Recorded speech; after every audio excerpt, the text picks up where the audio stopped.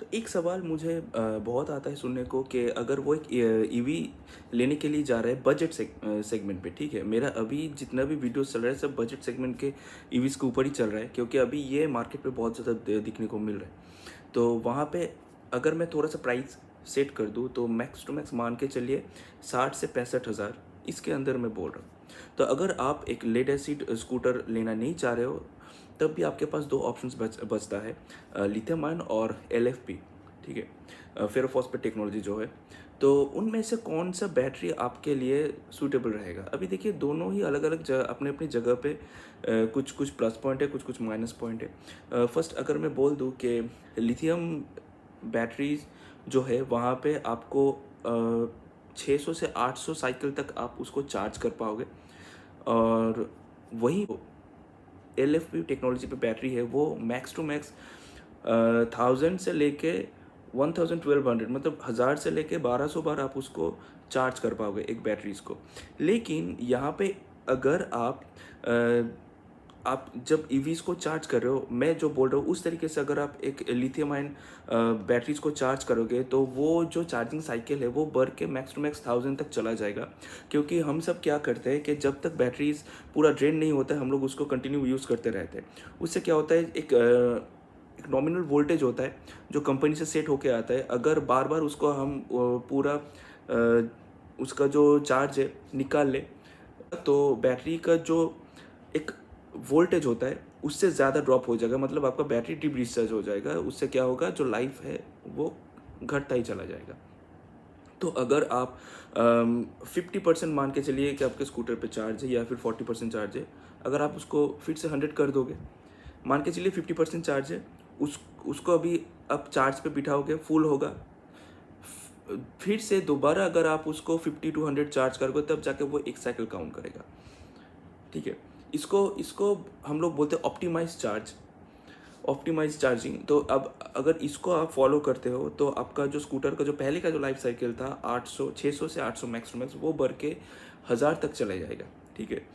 तो दूसरी चीज़ है, लिथियम आयन बैटरी पे जो एनर्जी होता है चार्ज को होल्ड करने का, ठीक है, वो ज़्यादा होता है LFP टेक्नोलॉजी के बैटरी के मुकाबले, ठीक है। LFP टेक्नोलॉजी पे क्या होता है, बैटरीज पे आपको वो लॉन्ग टर्म तक आप थोड़ा सा आपके साथ दे देगा।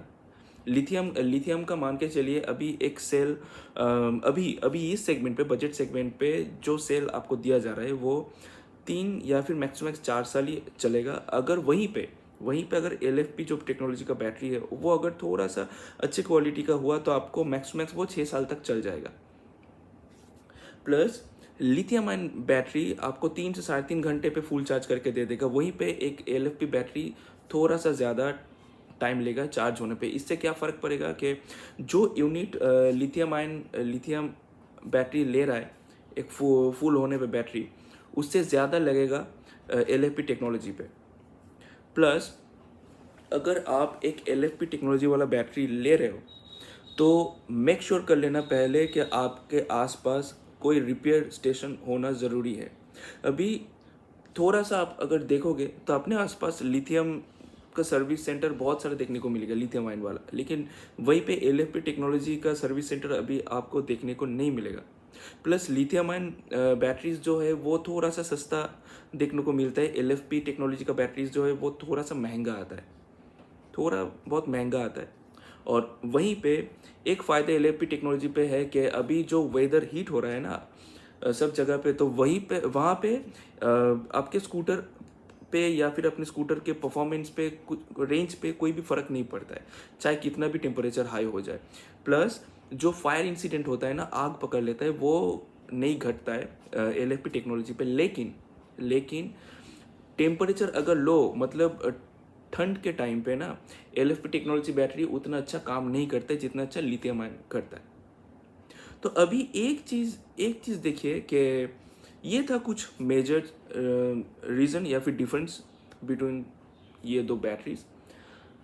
तो अभी एक चीज़ आप लोग सोचिए कि जितने भी प्रीमियम सेगमेंट का स्कूटर है ना कंपनीज है, वहाँ पे ये LFP टेक्नोलॉजीज यूज़ नहीं क्यों नहीं होता है, वहाँ पे क्यों सिर्फ और सिर्फ लिथियम का ही बैटरी यूज़, लिथियम आयन वाला बैटरीज ही क्यों यूज़ होता है, चाहे मान लो कि बजाज चेतक, ठीक है, आई क्यूब, एथर, ओला।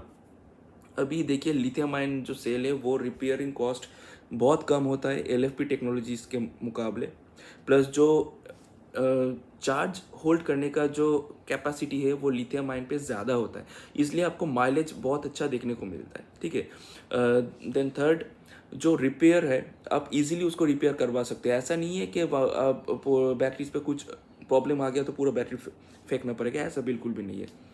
और जो है चौथी चीज़ मेरे हिसाब से, अभी देखिए अगर एक लिथियम आयन का सेल अगर वहाँ पे ए ग्रेड सेल यूज़ हो रहा है जो आपको एथर के स्कूटर पे देखने को मिलेगा, तो आप बेफिक्र होकर चलाओ स्कूटर, क्योंकि एक ए ग्रेड सेल आपको 8 से 10 साल आराम से निकाल के दे देगा, अगर आप उसको सही से रख पाओगे, टेक केयर करोगे, तो आपको वो 8 से 10 साल तक जो है सर्विस इजीली दे देगा।